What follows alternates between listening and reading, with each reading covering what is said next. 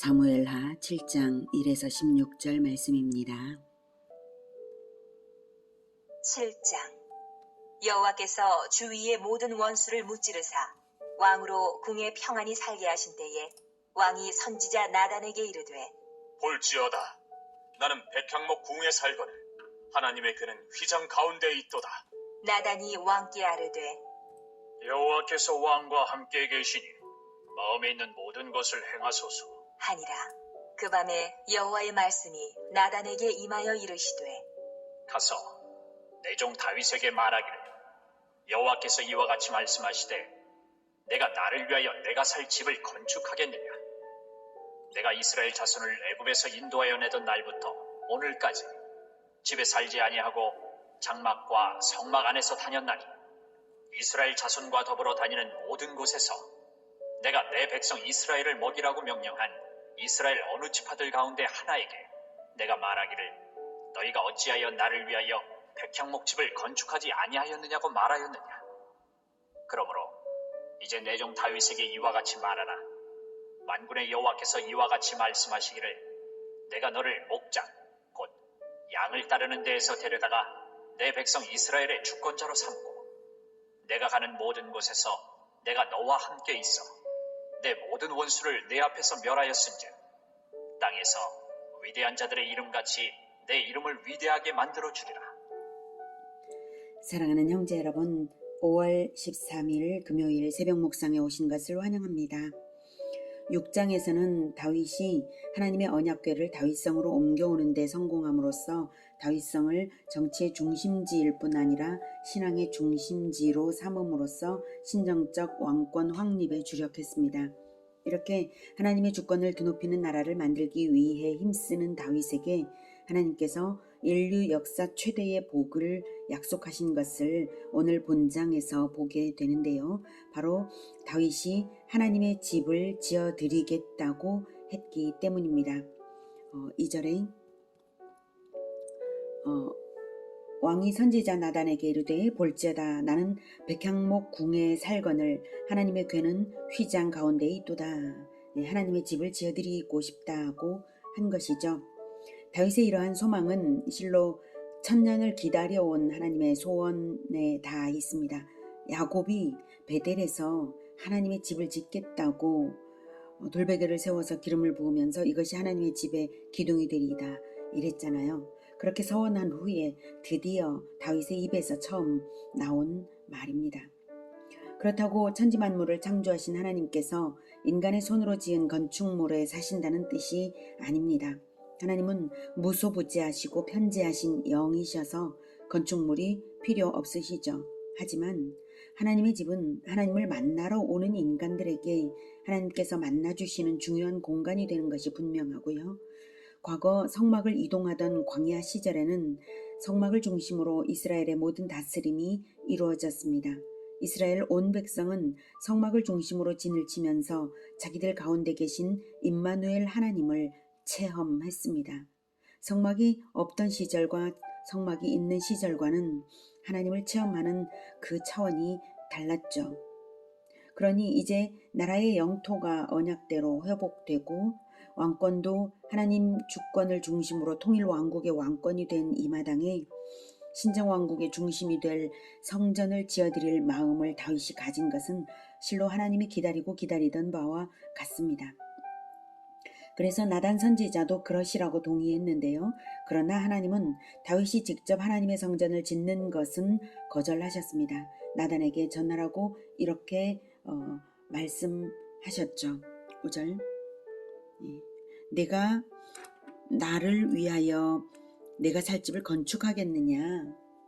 내가 이스라엘 자손을 애굽에서 인도하여 내던 날부터 오늘까지 집에 살지 아니하고 장막과 성막 안에서 다녔나니 이스라엘 자손과 더불어 다니는 모든 곳에서 내가 내 백성 이스라엘을 먹이라고 명령한 이스라엘 어느 지파들 가운데 하나에게 내가 말하기를 너희가 어찌하여 나를 위하여 백향목 집을 건축하지 아니하였느냐고 말하였느냐.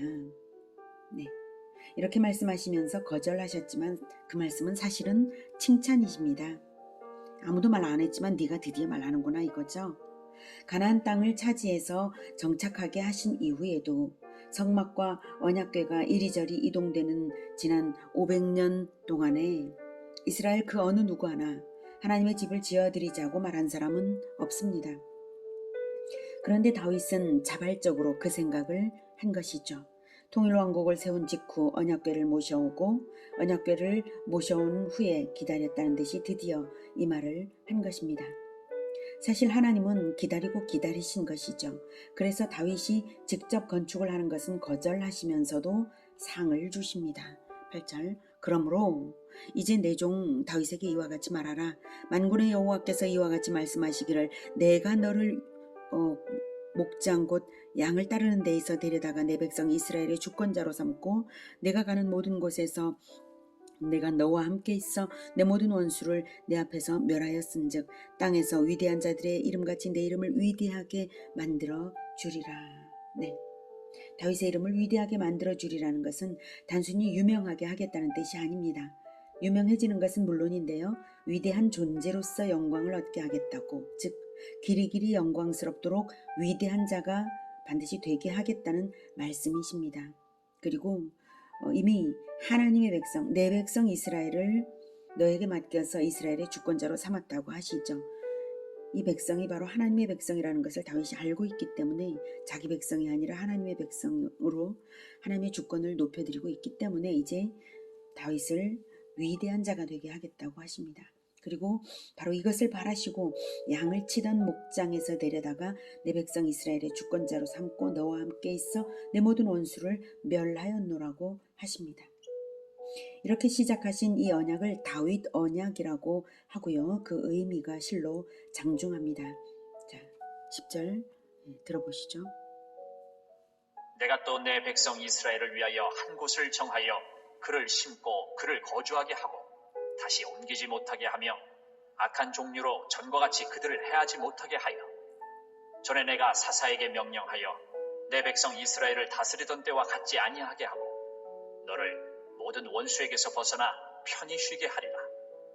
여호와가 또 내게 이르노니 여호와가 너를 위하여 집을 짓고 내 수완이 차서 내 조상들과 함께 누울 때에 내가 내 몸에서 날 내 씨를 내 뒤에 세워 그의 나라를 견고하게 하리라.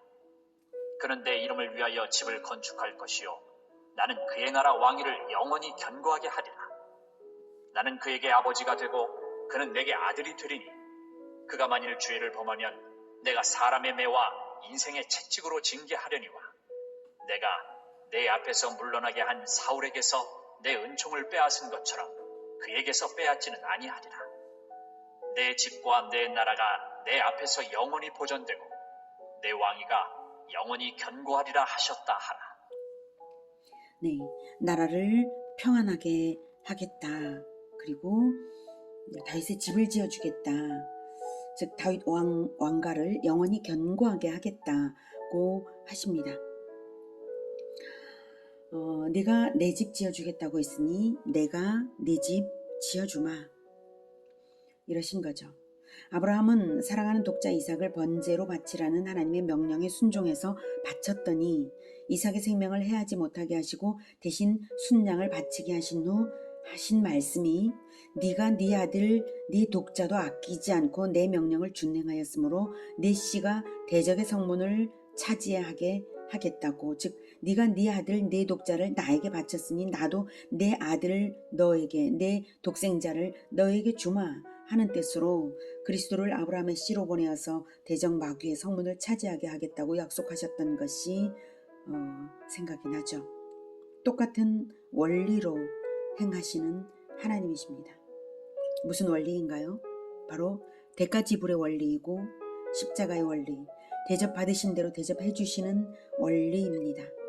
이것이 율법과 선지서의 핵심이라고 예수님이 가르치셨죠. 하나님은 자발적으로 또는 순종하여서 하나님께 대접을 해드린 그것을 똑같이 돌려주시는데요. 하나님의 차원에서 돌려주시는 분이십니다. 내가 가진 모든 것을 드리면 하나님이 가진 모든 것을 주시는 분이 하나님이십니다. 그래서 언약 백성 대표로서 아브라함이 하나님의 아들 그리스도를 선물로 받은 것이고 아들을 드려서 아들을 받은 것이죠.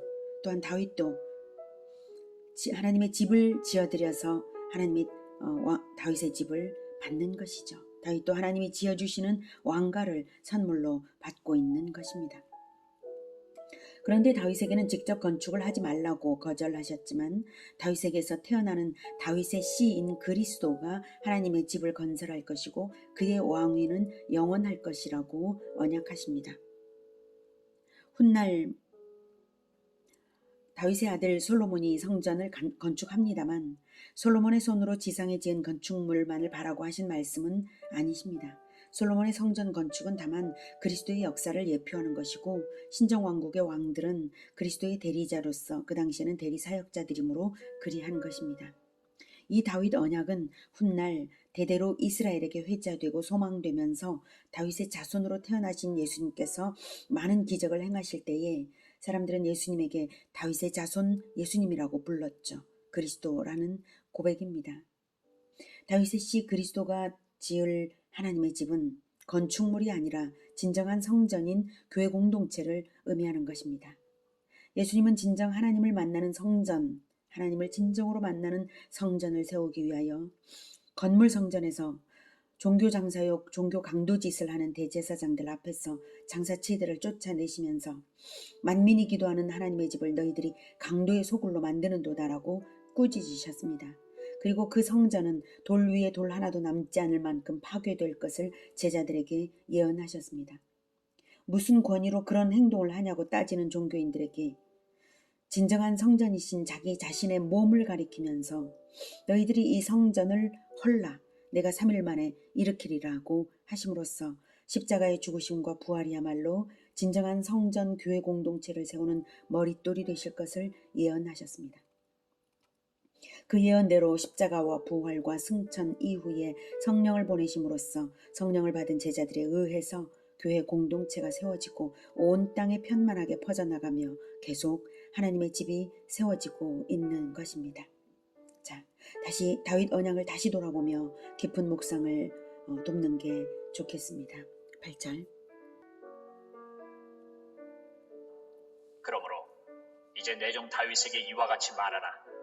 만군의 여호와께서 이와 같이 말씀하시기를 내가 너를 목장 곧 양을 따르는 데에서 데려다가 내 백성 이스라엘의 주권자로 삼고 내가 가는 모든 곳에서 내가 너와 함께 있어 내 모든 원수를 내 앞에서 멸하였은즉 땅에서 위대한 자들의 이름같이 내 이름을 위대하게 만들어 주리라.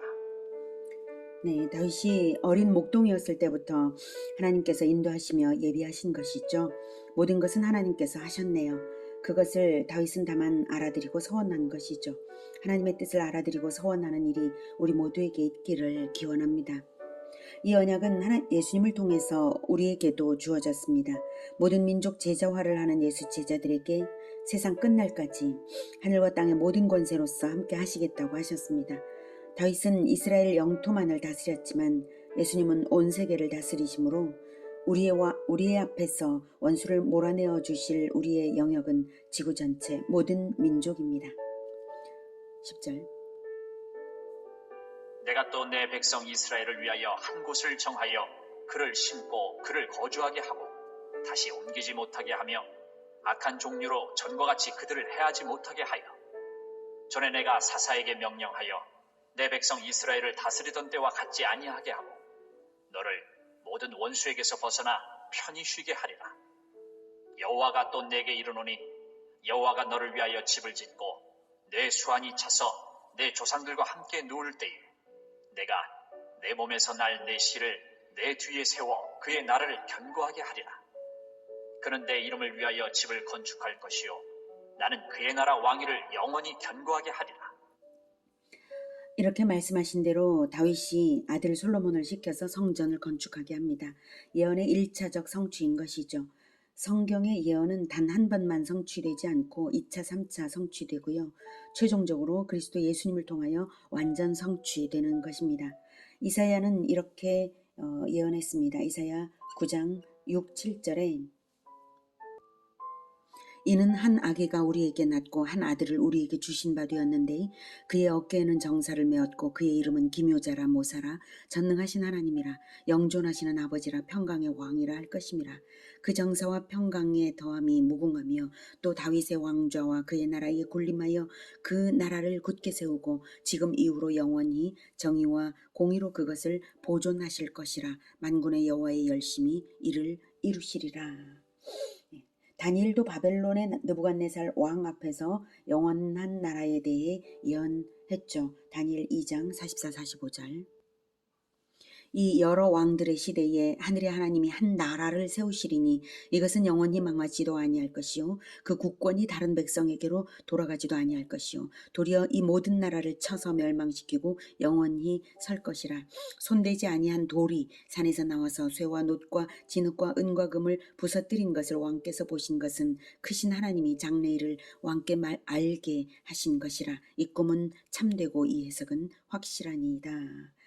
이렇게 중첩적으로 예언되고 중첩적으로 실현되면서 역사가 진행되어 왔고요. 드디어 예수님께서 영원한 머릿돌이 되셔서 우리 모두가 연합하여서 영원한 성전을 세워가고 있는 것입니다. 할렐루야. 14절.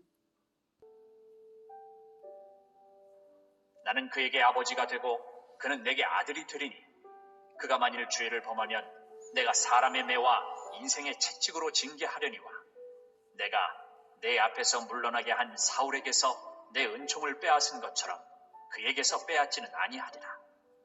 내 집과 내 나라가 내 앞에서 영원히 보존되고 내 왕위가 영원히 견고하리라 하셨다 하라. 네. 나는 그에게 아버지가 되고 그는 내게 아들이 되리니 그가 만일 죄를 범하면 내가 사람의 매와 인생의 채찍으로 징계하려니와. 이 말씀은 예수님이 하나님께 죄를 범하신 적도 없고 자신의 일 때문에 징계를 당하신 적도 없지만 예수님은 사람의 매와 인생의 채찍을 우리 모든 죄인들을 대신해서 맞으심으로 생명까지 내어주신 것이고요. 이 말씀은 또한 예수님 안에 있는 우리 모든 믿는 자들에게 동일하게 적용하시는 말씀이십니다. 우리는 예수 그리스도를 영접하여 모셔드림으로써 영원한 생명을 모셔서 하나님의 아들로 영원히 태어났고 때로 인생 채찍으로 징계도 받으면서 성장하고 있는 중입니다. 인생 채찍을 사용하실지라도 그러나 하나님은 아버지시기 때문에 하나님의 집에서 떠나지 않게 하시고 왕위를 영원히 견고하게 하십니다. 할렐루야. 오늘은 대접받으신 대로 대접해 주시는 황금률대로 다윗에게 영원한 집을 지어주시는 하나님을 만났습니다. 그러니 우리 또한 하나님의 집을 지어드리길 기원합니다. 이보다 더한 하나님의 기쁨이 없고 이보다 더한 대접이 없는 것입니다. 하나님의 집, 교회 공동체를 개척하시기 위해 예수님이 이 땅에 오셔서 보혈을 뿌리신 것인데 우리는 피를 뿌리는 것도 아니고 다만 복음을 전하고 성경을 함께 배우는 그것만으로도 하나님의 집을 세워가는 것이니 이보다 쉽고 이보다 놀라운 건국이 어디 있겠습니까? 다윗은 다만 서원 한마디만으로 영원한 집을 언약받았습니다. 우리가 하나님의 주권을 높여드리면서 살면 우리가 소망하는 그것을 하나님께서 이루셔서 하나님의 집을 세워가실 것입니다. 하나님의 집을 세워가는 우리 모두가 되기를 축복합니다. 기도하겠습니다. 하나님께서 우리를 예수 제자로 불러주시고 예수님 안에서 예수님의 뜻을 받들어 하나님의 집을 세워가는 일을 우리에게 주시니 감사합니다. 머릿돌 대신 영원한 산돌이신 예수님을 따라서 우리도 동일한 모양새로 그 옆에 지어져 가면서 하나님의 성전을 완성하여 드리기를 원합니다. 하나님, 우리 안에서 늘 임재하여 주시며 이 하나님의 집을 완성하여 주시옵소서. 그래서 마침내 왕으로 재림주로서 심판주로서 영원한 왕으로 임재하실 주 예수 그리스도께서 오실 그날을 기다리면서 살겠습니다. 주 하나님께서 우리를 통하여 계획하신 모든 일들을 이루셔서 영원한 왕국을 이루어 주시옵소서. 예수님의 이름으로 기도드립니다. 아멘. 이어지는 시간은 개인 기도 시간입니다.